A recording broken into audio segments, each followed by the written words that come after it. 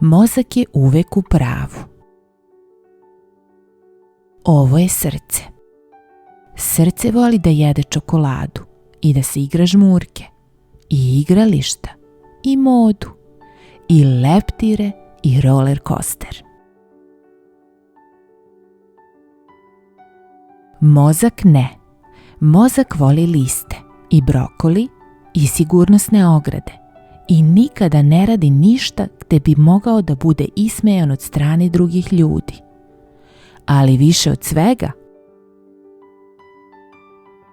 mozak voli sve da ima pod kontrolom. Zato što mozak zna sasvim sigurno da je uvek u pravu.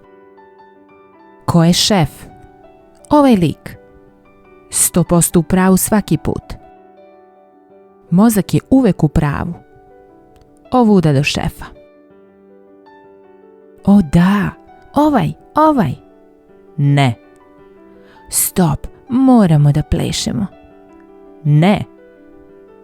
O, kučići, moram da se igram sa njima. Ne. I svaki put kada mozak ne sluša srce. Ne, previše je mokro. Ne, previše zujanja. Ne, previše buke. Ne, previše neuredno. Da, definitivno ne. Srce postaje sve tiše.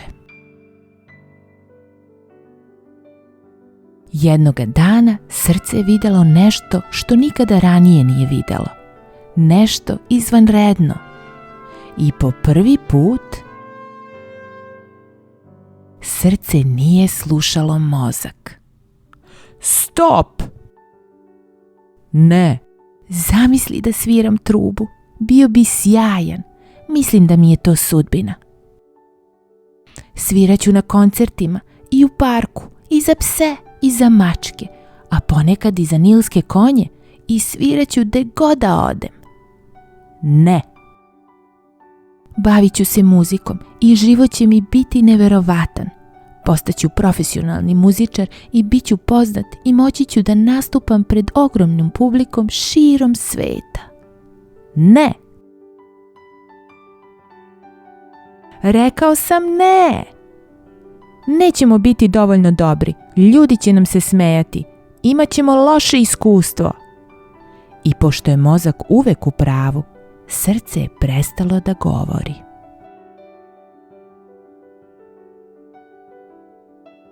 Svaki dan bi prolazili pored muzičkog studija i slušali su ljude koji su učili da sviraju, a svake noći išli bi kući da ćute. A onda jedne noći, kada je tišina bila tiša nego ikada, srce se konačno slomilo. Odjednom je mozgu bilo mnogo lakše da donosi sve ispravne odluke, svaki put. Nema više sjajne odeće, nema više plesa i definitivno nema više kučića. Život je sada bio manje težak.